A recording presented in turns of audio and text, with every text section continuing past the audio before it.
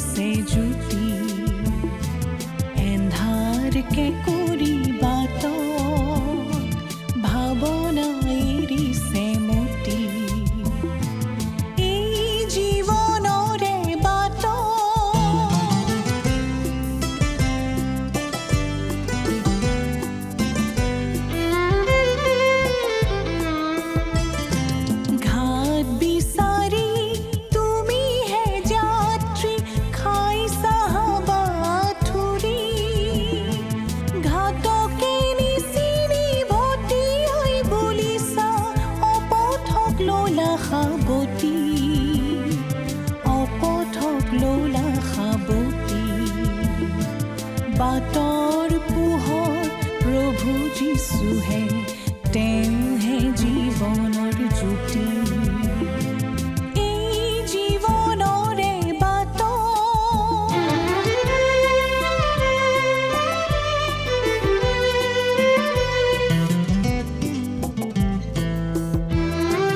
বাট হেৰুৱা যিকোনো পথিকে যীশুতে নিজকে সপে যিশুৰ বাক্যই বাট দেখুৱাই ঠিকনা ওচৰ চাপে জটিল জীৱন শিথিল কৰি যদিহে যীশুক দিয়া শান্তিৰ কোমৰে শান্তি আনিব জোৰ পৰিব হিয়া জোৰ পৰিব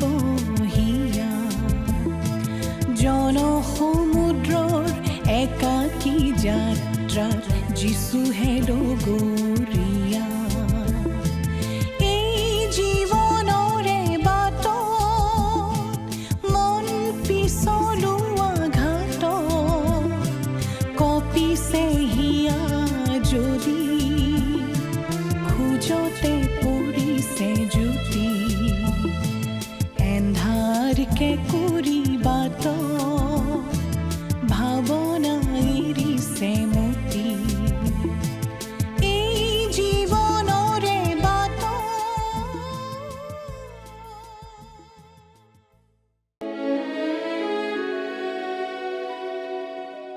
নমস্কাৰ খ্ৰীষ্টীয় বিশ্বাসী লোকসকলৰ বাবে বিশেষভাৱে প্ৰস্তুত কৰা বাইবেল অধ্যয়নৰ ধাৰাবাহিক অনুষ্ঠান ভক্তিবচনলৈ আপোনাক উষ্ম আদৰণি জনাইছোঁ এই অনুষ্ঠানত আমি গোটেইখন বাইবেল ধাৰাবাহিকভাৱে অধ্যয়ন কৰিম মাজে মাজে পুৰণি নিয়মৰ পৰা আৰু মাজে মাজে নতুন নিয়মৰ পৰা একোখন পুস্তক আমি অধ্যয়নৰ বাবে ল'ম আৰু প্ৰতিটো পদ পঢ়ি তাৰ সহজ সৰল ব্যাখ্যা আগবঢ়াবলৈ চেষ্টা কৰিম এই অনুষ্ঠানটি নিয়মিতভাৱে চাই থাকিলে আমাৰ দৰ্শকসকলে গোটেইখন বাইবেল পঢ়াৰ আৰু সহজভাৱে বুজি পোৱাৰ এটা সুযোগ লাভ কৰিব প্ৰিয় দৰ্শক আমি এতিয়া বাইবেলৰ পুৰণি নিয়ম খণ্ডৰ দ্বিতীয়খন পুস্তক অৰ্থাৎ যাত্ৰা পুস্তকৰ অধ্যয়ন কৰি আছোঁ যোৱা অনুষ্ঠানত এই যাত্ৰা পুস্তকৰ 28 নম্বৰ অধ্যায়ৰ শেষৰটো পদলৈকে আমি চাইছিলোঁ আজিৰ অনুষ্ঠানত এই যাত্ৰা পুস্তকৰ 29 নম্বৰ অধ্যায়ৰ পৰা আমি চাব খুজিছোঁ সিনয় পৰ্বতত মুছিৰ যোগেদি ঈশ্বৰে ইছৰাইলক দহাজ্ঞা আৰু দৈনন্দিন জীৱনৰ বিভিন্ন খুঁটিনাটিৰ বিষয়ে আন বিধানবোৰ দিছিল তাৰ পাছত 25 নম্বৰ অধ্যায়ৰ পৰা 30 নম্বৰ অধ্যায়লৈকে তেওঁলোকৰ অস্থায়ী উপাসনা গৃহ অৰ্থাৎ নিয়ম তম্বুটোৰ বিষয়ে মহাপুৰোহিতে পৰিধান কৰিবলগীয়া পোছাক আদিৰ বিষয়ে জনোৱা আমি পঢ়িবলৈ পাওঁ 28 নম্বৰ অধ্যায়ত আমি পালোঁ হাৰুণ আৰু তেওঁৰ সন্তানসকলক পুৰোহিত কাৰ্যৰ বাবে বিশেষভাৱে আছুতীয়াকৈ ৰখাৰ কথা, এফুট বস্ত্ৰৰ কথা, বুকুপটা, উৰিম, তুম্মিম আদিৰ কথা, অৰ্থাৎ মহাপুৰোহিতে পিন্ধিবলগীয়া সাজপাৰ আদিৰ কথা আমি পালোঁ। মহাপুৰোহিত হিচাপে সেৱা আগবঢ়াবলৈ হাৰুণে পিন্ধিবলগীয়া পোছাক, অলংকাৰ আদিৰ প্ৰতিটোৱেও যীশুখ্ৰীষ্টলৈকে আঙুলিয়াইছিল। উৰিম আৰু তুমিম আছিল দুটা বিশেষ ধৰণৰ শিল, আৰু বেছিভাগ পণ্ডিতে ক'ব খোজে যে সেই দুটা ব্যৱহাৰ কৰা হৈছিল ঈশ্বৰৰ ইচ্ছা কি জানিবৰ বাবে, অৰ্থাৎ ঈশ্বৰৰ নিৰ্দেশনা বিচাৰি। এই 29 নম্বৰ অধ্যায়টো অলপ দীঘল। ইয়াত পুৰোহিতসকলৰ উচৰ্গীকৰণ, সেই অভিষেকৰ বাবে আগবঢ়াবলগীয়া বলিৰ কথা, পুৰোহিতসকলৰ আহাৰৰ কথা আৰু অনবৰতেই জ্বলি থাকিবলগীয়া অগ্নিকৃত উপহাৰৰ কথা আমি পঢ়িবলৈ পাওঁ। ওপৰে ওপৰে চাবলৈ গ'লে এই বিধি বিধানবোৰৰ মাজেৰে বেছি আকৰ্ষণীয় কথা চকুত নপৰিলেও অলপ চিন্তা কৰিলেই এইবোৰৰ মাজেৰে আমি খ্ৰীষ্টীয় জীৱনৰ বাবে প্ৰয়োজনীয় বহু কথা জানিব পাৰোঁ। 29 নম্বৰ অধ্যায়টো এটা দীঘলীয়া অধ্যায় আৰু ইয়াৰ সকলোবোৰ কথা সমানে আকৰ্ষণীয় আৰু ৰোমাঞ্চকৰ পাঠ নহয়। কিন্তু আমি নিশ্চিত যে ঈশ্বৰৰ আত্মাই ইয়াক আমাৰ লাভৰ বাবে ব্যৱহাৰ কৰিবলৈ বিচাৰে। এইখন আমাৰ বাবে ঈশ্বৰৰ আদি বৰ্ণমালাৰ নিচিনা আৰু ইয়াত আমাৰ বাবে বহুতো গুৰুত্বপূৰ্ণ আত্মিক পাঠ আছে। এতিয়া আমি পাঠ কৰি দিম বাইবেলৰ পৰা 29 নম্বৰ অধ্যায়ৰ 1 নম্বৰ পদ। পাছে মোৰ অৰ্থে পুৰোহিত কৰ্ম কৰিবৰ নিমিত্তে তেওঁবিলাকক পবিত্ৰ কৰিবলৈ তুমি তেওঁবিলাকলৈ এই কৰ্ম কৰিবা। এটা নিঘুনি দমৰা গৰু আৰু 2টা মতা মেৰ ল'বা। খ্ৰীষ্টীয় বিশ্বাসী এজনৰ বাবে পবিত্ৰীকৰণ কামটো তেওঁ নিজৰ বাবে নিজে কৰা কাম নহয়। এইটো ঈশ্বৰে তেওঁৰ বাবে কৰা কাম। এই পবিত্ৰীকৰণ খ্ৰীষ্টই সমাপ্ত কৰি থৈ যোৱা কামৰ ওপৰত নিৰ্ভৰশীল। প্ৰতিজন খ্ৰীষ্টীয় বিশ্বাসীয়ে তাতেই জিৰণি ল'ব লাগিব। এতিয়া আমি 2 নম্বৰ পদৰ পৰা 4 নম্বৰ পদলৈকে পাঠ কৰি দিম। আৰু খমিৰ নিদিয়া পিঠা কেইটামান, তেল মিহলোৱা খমিৰ নিদিয়া বিন্ধা থকা পিঠা কেইটামান আৰু তেল ঢলা খমিৰ নিদিয়া পাতল চাকলীয়া পিঠা কেইটামান ল'বা। সেইবোৰ মিহি আটাগুৰিৰে সাজিবা আৰু এটা খৰাহীত সেইবোৰ ৰাখিবা। আৰু খৰাহীৰ সৈতে সেইবোৰ দমৰা গৰুটো আৰু মেৰ 2টা আনিবা। আৰু হাৰুণক আৰু তেওঁৰ পুত্ৰবিলাকক সাক্ষাৎ কৰা তম্বুৰ দুৱাৰমুখলৈ আনি গা ধুৱাবা। এই ধোৱা কাৰ্যটো আমি খ্ৰীষ্টক বিশ্বাস কৰি লাভ কৰা নতুন জীৱনৰ ছবি। 3 নম্বৰ অধ্যায় 5 পদত আমাক কোৱা হৈছে, কিন্তু তেওঁ নিজ দয়া অনুসাৰে নতুন জন্মৰ স্নান আৰু পবিত্ৰ আত্মাই নতুন কৰাৰ দ্বাৰাই আমাৰ পৰিত্ৰাণ কৰিলে। এই অংশত উল্লেখ কৰা ধোৱা কাৰ্যটোৰ সৈতে নতুন জন্মৰ সম্পৰ্ক আছে। আনহাতে পবিত্ৰ স্থানৰ বাহিৰত পিতলৰ প্ৰক্ষালন পাত্ৰটো একেবাৰে বেলেগ ধৰণৰ ধোৱা কামৰ বাবে ব্যৱহাৰ কৰা হয়। এতিয়া মুচিয়ে হাৰুণৰ ওপৰত কাপোৰ পিন্ধাবলৈ ওলাইছে। পাঠ কৰি দিম 5 পৰা 9 নম্বৰ পদ। পাছে সেই বস্ত্ৰবোৰ লৈ হাৰুণক অংগৰক্ষক বস্ত্ৰ, এফুদৰ চোলা, এফুদ আৰু বুকুপটা পিন্ধাবা আৰু এফুদৰ নিপুণৰূপে বোৱা কঁকালি কাপোৰ তেওঁৰ বান্ধিবা। আৰু তেওঁৰ মূৰত পাগ পিন্ধাই তাৰ ওপৰত মুকুটস্বৰূপে সেই পবিত্ৰ পতা লগাবা। পাছে তুমি অভিষেকাৰ্থক তেল লৈ তেওঁৰ মূৰৰ ওপৰত ঢালি তেওঁক অভিষেক কৰিবা। তাৰ পাছত তুমি তেওঁৰ পুত্ৰবিলাকক আনি অংগৰক্ষক বস্ত্ৰ পিন্ধাবা আৰু হাৰুণ ও তেওঁৰ পুত্ৰবিলাকৰ কঁকালত টঙালি বান্ধিবা আৰু তেওঁবিলাকৰ মূৰত পাগুৰি মৰাই দিবা। তাতে পুৰোহিত পদত তেওঁবিলাকৰ অধিকাৰ থাকিবলৈ এক চিৰস্থায়ী বিধি হ'ব। এইদৰে তুমি হাৰুণ আৰু তেওঁৰ পুত্ৰবিলাকক পুৰোহিত পদত নিযুক্ত কৰিবা। অভিষেক কৰা কামটো আমি কৰা কাম নহয়, এইটো ঈশ্বৰে কৰা কামহে। আজি আমি অভিষেক সেৱাৰ কথা শুনি থাকোঁ, য'ত মানুহে কিবা এটা কৰাৰ প্ৰতিশ্ৰুতি দিয়ে। আমি নিশ্চয় এতিয়ালৈকে বহুবাৰ ঈশ্বৰক ডাঙৰ ডাঙৰ কথা দিছোঁ, প্ৰতিজ্ঞা কৰিছোঁ, আৰু আমি জানো যে আমি আশা কৰা ধৰণে কেতিয়াও কামবোৰ কৰা নাই। সেইটোক অভিষেক বুলি আমি ভাবিব নোখোজোঁ। আমি ঈশ্বৰক কি প্ৰতিজ্ঞা কৰিছিলোঁ সেয়া নহয়, বৰং অভিষেক মানে হৈছে খালী হাতেৰে ঈশ্বৰৰ ওচৰলৈ অহা, আমাৰ দুৰ্বলতা মানি লোৱা আৰু একো কৰিবলৈ আমাৰ ক্ষমতা নাই বুলি স্বীকাৰ কৰা আৰু তাৰ পিছত বাকী কামখিনি ঈশ্বৰক কৰিবলৈ দিয়া। যদি আমি পুৰণি নিয়মত মুচি, এলিয়া, দাউদ আৰু সমুৱেলৰ প্ৰাৰ্থনা পঢ়োঁ আৰু নতুন নিয়মত পাচনি পৌলৰ প্ৰাৰ্থনা পঢ়োঁ, তেন্তে আমি দেখিবলৈ পাওঁ যে এই লোকসকলে কেতিয়াও তেওঁলোক কি আছিল, তেওঁলোক কোন আছিল বা তেওঁলোকে ঈশ্বৰক কি প্ৰতিজ্ঞা কৰিছিল যে তেওঁলোকে কি কৰিব তাৰ ভিত্তিত ঈশ্বৰৰ ওচৰলৈ অহা নাছিল। আমি বহুতো উৎসৰ্গা সেৱাত অংশগ্ৰহণ কৰি আহিছোঁ। আমি দেখিবলৈ পাওঁ মানুহে কিবা কিবি প্ৰতিজ্ঞা কৰে, ঈশ্বৰৰ বাবে কৰিবলগীয়া কামবোৰৰ বিষয়ে সাক্ষ্য দিয়ে। সেই সমৰ্পণ সেৱাবোৰত আমি যথেষ্ট সংখ্যক প্ৰতিশ্ৰুতি শুনি থাকোঁ আৰু এনেহে লাগে যেন ঈশ্বৰৰ সেৱাৰ বাবে তেওঁলোকে গোটেই পৃথিৱীখনেই ওলট পালট কৰি পেলাব। কিন্তু দুখৰ কথা এইয়ে যে সেই প্ৰতিজ্ঞাবোৰৰ মাজৰ বহুতো প্ৰতিজ্ঞা কেতিয়াও পালন কৰা নহয়, কাৰণ ঈশ্বৰক আগবঢ়াব পৰাকৈ আমাৰ সঁচাকৈয়ে বিশেষ একো নাই, নহয়নে বাৰু? হয়তো তেওঁক আগবঢ়াবলৈ আপোনাৰ কিবা আছে, কিন্তু আমাৰ হ'লে একো নাই বুলিহে আমি ভাবোঁ। কথাটো হ'ল আমি খালী হাতেৰে তেওঁৰ ওচৰলৈ আহি তেওঁক সেইবোৰ পূৰণ কৰিবলৈ দিয়াহে উচিত। এতিয়া 10 নম্বৰ পদটো পঢ়ি দিম। পাছে তুমি সাক্ষাৎ কৰা তম্বুৰ সন্মুখলৈ সেই দমৰা গৰুটো আনিবা। তাতে হাৰুণ আৰু তেওঁৰ পুত্ৰবিলাকে গৰুটোৰ মূৰত হাত দিব। মহাপুৰোহিত আৰু তেওঁৰ পৰিয়ালে বলি দিবলৈ অনা সেই জন্তুটোৰ মূৰত হাত দিব লাগিব। সেই হাত ৰখাৰ ফলত কিবা যাদুকৰী বা আত্মিক কিবা এটা সংক্ৰমিত হয় বুলি বহুতে বিশ্বাস কৰে। আমি ভাবোঁ যে তেনেকুৱা একো নহয়। জন্তুটোৰ মূৰত হাত ৰখাৰ উদ্দেশ্য সেইটো নহয়। এজনে আনজনৰ গাত হাত থৈ স্থানান্তৰিত কৰিব পৰা একমাত্ৰ বস্তুটো হ'ল ৰোগৰ বীজাণু। এজনৰ পৰা আন এজনলৈ সেইখিনিয়ে পাৰ হৈ যোৱাৰ সম্ভাৱনা অধিক থাকে। পুৰণি নিয়মত এনেদৰে কোনো প্ৰাণীৰ মূৰত হাত ৰখা কামটোৱে চিনাক্তকৰণৰ কথা কয়। যেতিয়া এজন পাপীয়ে বেদীৰ ওচৰলৈ আহি তেওঁ অনা জন্তুটোৰ মূৰত হাত থৈছিল, তেতিয়া তাৰ অৰ্থ এই আছিল যে সেই জন্তুটোৱে তেওঁৰ ঠাই লৈছে, অৰ্থাৎ তেওঁৰ পাবলগীয়া সকলো শাস্তি সেই জন্তুটোৱে লয় বলি হিচাপে। এজন বিখ্যাত লোকে লিখিছিল, মই বহু বছৰ ধৰি সেৱা আগবঢ়োৱা গীৰ্জাটোত 100ৰো অধিক মিছনেৰী আছিল। যেতিয়া এজন মিছনেৰী নিজৰ সেৱাৰ ক্ষেত্ৰলৈ যাবলৈ ওলাইছিল, তেতিয়া আমি সেই মিছনেৰীজনক সেৱাৰ বাবে আছুতীয়াকৈ ৰাখিবলৈ এটা অভিষেক সেৱা অনুষ্ঠিত কৰিছিলোঁ। আমি মিছনেৰীজনৰ গাত হাত দিওঁ, কিন্তু তেনেদৰে এতিয়ালৈকে মই কেতিয়াও মিছনেৰীলৈ একো স্থানান্তৰিত কৰা নাই। সেই সেৱাৰ উদ্দেশ্য আছিল চিনাক্তকৰণ। মিছনেৰীসকলক আমাৰ লগত চিনাক্ত কৰা হৈছিল আৰু তেওঁলোকে আমাক তেওঁলোকৰ মিছন ক্ষেত্ৰত প্ৰতিনিধিত্ব কৰিছিল। মই বিবেচনা কৰোঁ যে যেতিয়া মই এজন মিছনেৰীৰ ওপৰত হাত দিওঁ, তেতিয়া তেওঁক তেওঁৰ সেৱা কাৰ্যত মোৰ লগত চিনাক্ত কৰা হয় আৰু তেওঁৰ বাবে প্ৰাৰ্থনা কৰা আৰু তেওঁক সমৰ্থন কৰাৰ বাবে মোৰ এটা নিৰ্দিষ্ট দায়িত্ব থাকে। অৰ্থাৎ হাত ৰখা মানে চিনাক্তকৰণ। সেই জন্তুটোৱে হাৰুণৰ ঠাই লৈছিল। ই হাৰুণৰ সলনি মৰিব, কাৰণ তেওঁৰো পাপৰ বিষয়টো নিষ্পত্তি হ'ব লাগিব। এইটোৱেই হৈছে হোম বলি। লেবীয়া পুস্তকত আমি এই বলিদানৰ বিষয়ে বিতংভাৱে আলোচনা কৰিম। আনকি এডেন বাগিচাটো হোম বলি আছিল।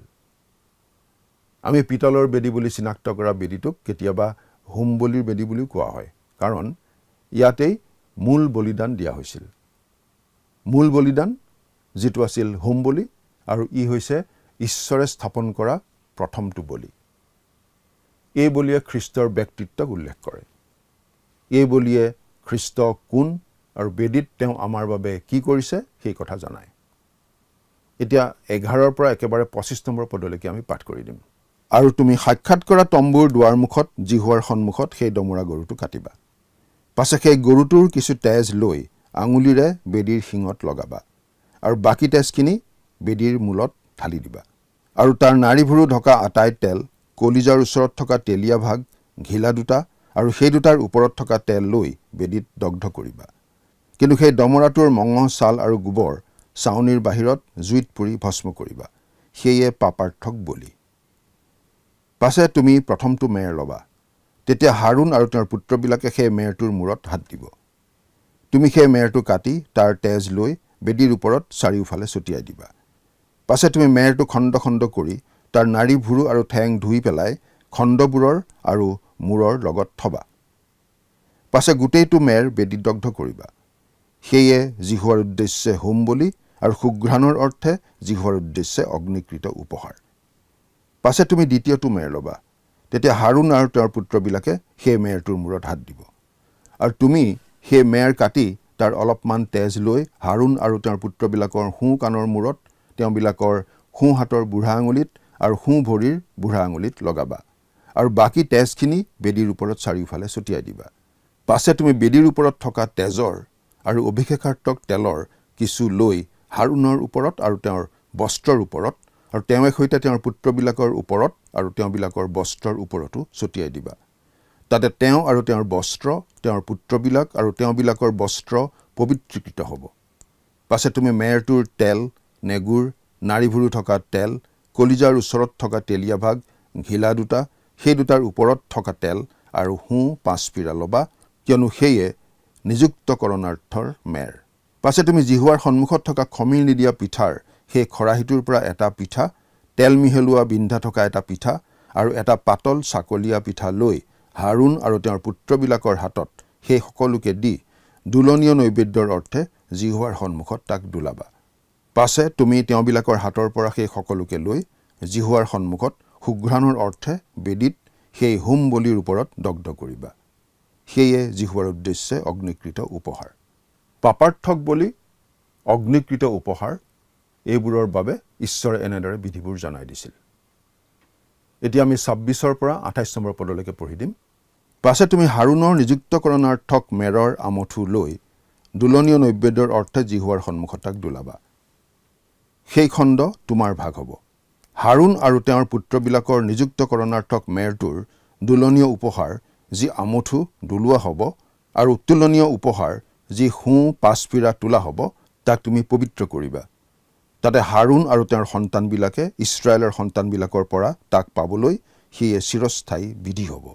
কিয়নো সেয়ে উত্তোলনীয় উপহাৰ আৰু এই উত্তোলনীয় উপহাৰ ইছৰাইলৰ সন্তানবিলাকৰ মংগলাৰ্থক বলিৰ পৰা দিবলগীয়া এয়ে জিহুৱাৰ উদ্দেশ্যে তেওঁবিলাকৰ উত্তোলনীয় উপহাৰ লেবিয়া পুস্তকত আমি আকৌ এইবোৰ দেখিবলৈ পাম যে বলিটোৰ এটা অংশ হাৰুণ আৰু পুৰোহিতক তেওঁলোকৰ ভাগ হিচাপে দিয়া হৈছিল আমি জানো যে প্ৰতিজ্ঞাৰ দেশত যেতিয়া ইছৰাইল জাতিটোক ফৈদ অনুসাৰে মাটি ভাগ কৰি দিয়া হৈছিল তেতিয়া লেবিয়াসকলক কোনো মাটি দিয়া হোৱা নাছিল আৰু ঈশ্বৰে তেওঁলোকৰ সহায়ৰ ব্যৱস্থাটো এনেদৰেই কৰিছিল লেবিয়াসকলে সেই নিয়ম তম্বুত আৰু পিছলৈ মন্দিৰত সেৱা কৰিব লাগিছিল আৰু তেওঁলোকে বলিদানৰ এটা অংশ লাভ কৰাৰ ব্যৱস্থা কৰি দিয়া হৈছিল এতিয়া আমি নিত্য হোম বলিৰ কথা পাম এইটো নিতৌ আগবঢ়াবলগীয়া বলি আছিল আমি পাঠ কৰি দিম 38 নম্বৰ পদৰ পৰা 46 নম্বৰ পদলৈকে সেই যজ্ঞবিধিৰ ওপৰত তুমি এই বলি উৎসৰ্গ কৰিবা তুমি দিনে দিনে সদায় দুটা এবছৰীয়া মেৰ পোৱালি ল'বা তাৰে এটা ৰাতিপুৱা আনটো গধূলি উৎসৰ্গ কৰিবা প্ৰথম মেৰ পোৱালিটোৰ আগত হিনৰ 4 ভাগৰ এভাগ খুন্দি উলিওৱা তেল মিহলোৱা ঐফাৰ 10 ভাগৰ এভাগ মিহি আটাগুৰি আৰু পেয় নৈবেদ্যৰ নিমিত্তে হিনৰ 4 ভাগৰ এভাগ দ্ৰাক্ষাৰস ল'বা পাছে দ্বিতীয় মেৰ পোৱালিটো গধূলি উৎসৰ্গ কৰিবা ৰাতিপুৱাৰ ভক্ষ্য আৰু পেয় নৈবেদ্যৰ দৰেই তালৈ কৰিবা সেয়ে সুঘ্ৰাণৰ অৰ্থে জিহুৱাৰ উদ্দেশ্যে অগ্নিকৃত উপহাৰ তোমাক কথা ক'বলৈ য'ত মই তোমালোকে সৈতে সাক্ষাৎ কৰিম তাত সাক্ষাৎ কৰা তম্বুৰ দুৱাৰ মুখত জিহুৱাৰ সন্মুখত এয়ে তোমালোকৰ পুৰুষানুক্ৰমে কৰিবলগীয়া নিত্য হোম সেই ঠাইত মই ইছৰাইলৰ সন্তানবিলাকে সৈতে সাক্ষাৎ কৰিম তাতে মোৰ প্ৰতাপৰ দ্বাৰাই সেই তম্বু পবিত্ৰীকৃত হ'ব আৰু মই সেই সাক্ষাৎ কৰা তম্বু আৰু যজ্ঞবেদী পবিত্ৰ কৰিম আৰু মোৰ অৰ্থে পুৰোহিত কৰ্ম কৰিবৰ নিমিত্তে হাৰুণক আৰু তেওঁৰ পুত্ৰবিলাককো পবিত্ৰ কৰিম আৰু মই ইছৰাইলৰ সন্তানবিলাকৰ মাজত বাস কৰিম আৰু তেওঁবিলাকৰ ঈশ্বৰ হ'ম তাতে যিজনাই তেওঁবিলাকৰ মাজত বাস কৰিবলৈ তেওঁবিলাকক মিছৰ দেশৰ পৰা উলিয়াই আনিলে তেওঁবিলাকৰ সেই ঈশ্বৰ জিহুৱা যে ময়েই তাক তেওঁবিলাকে জানিব ময়েই তেওঁবিলাকৰ ঈশ্বৰ জিহুৱা লেবিয়া পুস্তকত আমাক আকৌ এবাৰ এই নিত্য হোম বলিৰ সবিশেষটো দিয়া হৈছে এই বলিটো আছিল নিত্য বলিদান সদায় আগবঢ়াবলগীয়া বলি ৰাতিপুৱা এটা মেৰ পোৱালি আৰু সন্ধিয়া এটা মেৰ পোৱালি এই বলিটো আছিল নিত্য বলিদান সদায় আগবঢ়াবলগীয়া বলি ৰাতিপুৱা এটা মেৰ পোৱালি আৰু সন্ধিয়া এটা মেৰ পোৱালি উৎসৰ্গ কৰা হৈছিল ঈশ্বৰে বাৰে বাৰে তেওঁলোকক মনত পেলাই দি থাকিব বিচাৰে যে তেওঁই তেওঁলোকক মিছৰ দেশৰ পৰা আচৰিত ধৰণে উদ্ধাৰ কৰি আনিছিল আৰু ইয়াৰ মাজত এটা গভীৰ শিক্ষা আছে। ইয়াত এই কথা কোৱা হৈছে যে জনসাধাৰণক এই কথাটো নিৰন্তৰে সোঁৱৰাই দি থকাৰ প্ৰয়োজন আছিল যে তেওঁলোকৰ ঠাইত পাপৰ শাস্তি ল'বলৈ কোনোবা এজনৰ প্ৰয়োজন আছিল। আৰু তেওঁলোকৰ পাপ সাধাৰণ কথা নহয়। তেওঁলোকৰ পাপ মৃত্যুৰ যোগ্য।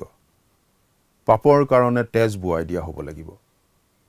ইব্ৰী পুস্তকত এই সত্যটোকে অতি স্পষ্টকৈ কোৱা হৈছে। সেয়ে হোৱা হ'লে জগত স্থাপনৰে পৰা তেওঁ অনেকবাৰ দুখ ভোগ কৰিব লাগিলহেঁতেন। কিন্তু এতিয়া তেওঁ আত্মবলীৰ দ্বাৰাই পাপ নাশৰ অৰ্থে যুগবোৰৰ শেষত এবাৰ মাথোন প্ৰকাশিত হ'ল। সেয়া আছিল ইব্ৰী 9 নম্বৰ অধ্যায়ৰ 26 নম্বৰ পদ। এই পদটোৱে নিশ্চিতভাৱে প্ৰভু যীশুখ্ৰীষ্টৰ বলিদানৰ বিষয়ে কৈছে। কোনো ধৰণৰ জন্তুৰ তেজে মানুহৰ পাপ আঁতৰাব নোৱাৰিলে। সেই বলিদানবোৰে মানুহৰ পাপ সাময়িকভাৱে ঢাকিহে ৰাখিছিল। কিন্তু প্ৰভু যীশুখ্ৰীষ্টৰ তেজে আমাৰ পাপৰ স্থায়ী প্ৰায়চিত্ত কৰিব পাৰিলে। আমাৰ প্ৰায়চিত্তৰ বাবে তেওঁ ক্ৰুচত যিদৰে নিজকে বলি হিচাপে আগবঢ়াই নিজৰ তেজ দিলে, তেওঁৰ সেই ত্যাগ আমাৰ বাবে পৰ্যাপ্ত। প্ৰভুৱে পাপৰ সৈতে পৰ্যাপ্তভাৱে মোকাবিলা কৰিছে। মাত্ৰ এবাৰহে তেওঁৰ মৃত্যু হ'ল। সেই এবাৰতেই তেওঁ সকলোৰে পাপৰ প্ৰায়চিত্ত কৰিলে। তেওঁ এনেদৰে নিজৰ বলিদানৰ দ্বাৰা পাপ আঁতৰাবলৈ আৱিৰ্ভাৱ হ'ল। সামৰণিত মূল কথা দুটামান আমি আকৌ এবাৰ মনত পেলাই ল'ব খুজিছোঁ। অগ্নিকৃত নৈবেদ্য অনবৰতেই জ্বলি থাকিবলগীয়া নৈবেদ্য আছিল। এইটো আছিল এটা দৈনিক আগবঢ়াবলগীয়া বলি। ৰাতিপুৱা এটা আৰু সন্ধিয়া এটা মেৰ পোৱালি বলি হিচাপে আগবঢ়োৱা হৈছিল আৰু তাক বেদীৰ জুইত আগবঢ়াবলৈ কোৱা হৈছিল। সেয়া আছিল নিত্য হোম বলি। তাতেই ঈশ্বৰৰ উপস্থিতি বিৰাজ কৰিছিল। এই নিত্য হোম বলিয়ে আচলতে অনবৰতে এই কথাটো সোঁৱৰাই দিছিল যে মানুহৰ পাপৰ শাস্তি মানুহৰ সলনি কোনোবাই লৈ সেই বলিটোৰ দৰে মৃত্যুবৰণ কৰিব লাগিব আৰু তেনেদৰেই মানুহ ঈশ্বৰৰ আগলৈ যাব লাগিব। পাপ মোচনৰ বাবে বলিৰ তেজ উলিয়াব লাগিব। বাইবেলত যীশুখ্ৰীষ্টক জগতৰ পাপ বৈ নিয়া ঈশ্বৰৰ মেৰ পোৱালি বুলি কোৱা হৈছে। সেই নিত্য হোম বলিয়ে যীশুখ্ৰীষ্টলৈকে আঙুলিয়াইছিল। প্ৰতিজন খ্ৰীষ্টীয় বিশ্বাসীৰ বাবে তেওঁ মহাপুৰোহিতো, তেওঁ বলিও। তেওঁ ক্ৰুচত দিয়া তেজেৰে পাপৰ প্ৰায়চিত্তও কৰে আৰু মহাপুৰোহিত হিচাপে আমাৰ বাবে পিতৃ ঈশ্বৰৰ আগত নিবেদনো কৰি থাকে অনবৰতে। পৰৱৰ্তী অনুষ্ঠানত আপোনালোকক পুনৰ লগ পোৱাৰ আশাৰে আজিলৈ আমি ইমানতে সামৰিব খুজিছোঁ। আহকচোন সামৰণিত পৰম পিতা পৰমেশ্বৰৰ ওচৰত খন্তেক মূৰ্ণত কৰোঁ হওক। আমি প্ৰাৰ্থনা কৰোঁ। স্বৰ্গত থকা মৰমীয়াল পিতৃ ঈশ্বৰ, তোমাক ধন্যবাদ দিওঁ কিয়নো তোমাৰ বাক্য অধ্যয়ন কৰিবলৈ এই যি সময় তুমি আমাক দিলা। আৰু প্ৰভু বিশেষভাৱে ধন্যবাদ দিওঁ আমাৰ যি শ্ৰোতাসকলে নিয়মিতভাৱে এই অনুষ্ঠান চাই আছে তেওঁলোকৰ জীৱনৰ বাবে। প্ৰভু তেওঁলোকে তোমাৰ বাক্য তেওঁলোকৰ জীৱনত যাতে কাম কৰিবলৈ দিব পাৰিব, এনে বিশেষ অনুগ্ৰহ তেওঁলোকৰ ওপৰত থাকিবলৈ দিবা।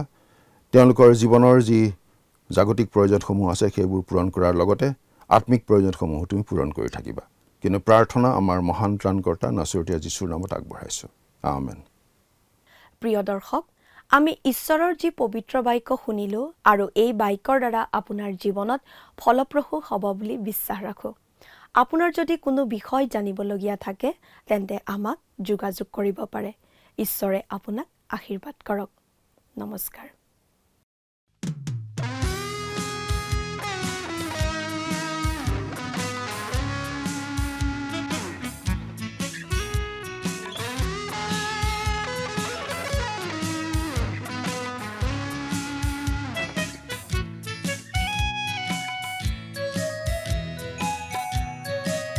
যিছু তোমাৰ অবিহনে আজি মোৰ এই জীৱন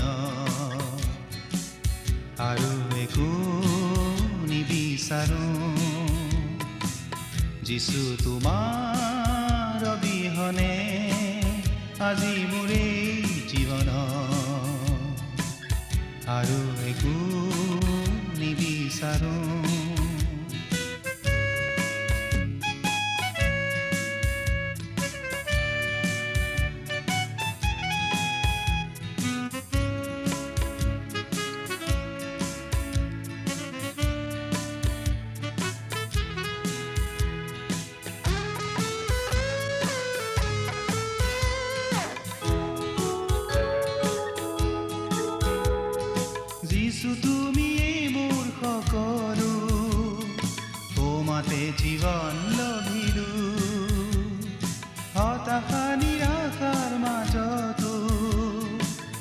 জীৱনৰ আশা দেখিলোঁ সেয়েহে কেনেকৈ এৰোঁ যিছু তোমাৰ প্ৰেমতে থাকোঁ সেয়েহে কেনেকৈ এৰোঁ যিছু তোমাৰ প্ৰেমতে থাকোঁ যিছু তোমাৰ অবিহনে আজি মোৰ এই জীৱন আৰু একো নিবিচাৰোঁ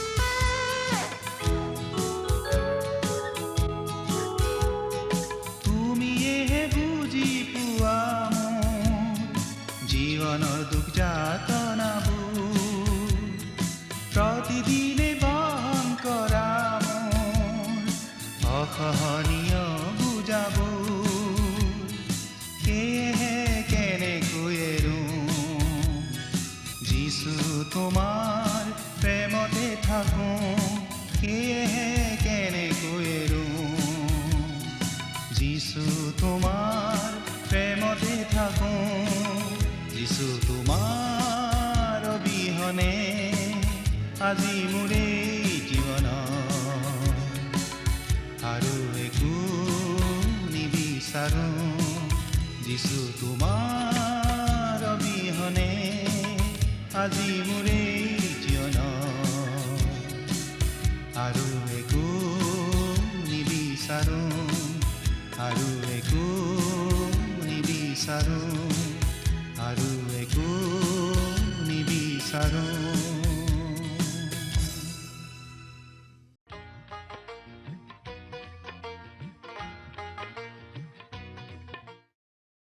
যোৱা অনুষ্ঠানত প্ৰচাৰিত প্ৰশ্নটিৰ শুদ্ধ উত্তৰ হৈছে শুদ্ধ উত্তৰটো অপশ্যন চি নীলা। আজিৰ অনুষ্ঠানৰ আধাৰিত প্ৰশ্নটি হৈছে পুৰোহিতে পৰিধান কৰা বস্ত্ৰত থকা উৰিম আৰু তুমিম আচলতে কি? অপশ্যন এ বাখৰ, অপশ্যন বি শিল, অপশ্যন চি লোহা, অপশ্যন ডি মণি। প্ৰিয় দৰ্শক, আজিৰ প্ৰশ্নৰ সঠিক উত্তৰটো আজি সন্ধিয়া 6 বজাৰ আগেয়ে আপোনাৰ নাম আৰু ঠিকনাৰে সৈতে আমালৈ 7429840242 নম্বৰত SMS নাইবা হোৱাটছআপৰ যোগে প্ৰেৰণ কৰক। প্ৰিয় দৰ্শক, আপুনি যদি আমাৰ এই অনুষ্ঠানৰ যোগেদি আশীৰ্বাদপ্ৰাপ্ত হৈছে আৰু আমাৰ লগত কথা পাতিবলৈ বিচাৰিছে বা আপোনাক প্ৰাৰ্থনাৰ সহায়ো পৰামৰ্শ লাগে তেন্তে আমালৈ 7429840242 এই নম্বৰত পোনপটীয়াকৈ ফোন কৰিব পাৰিব। ধন্যবাদ।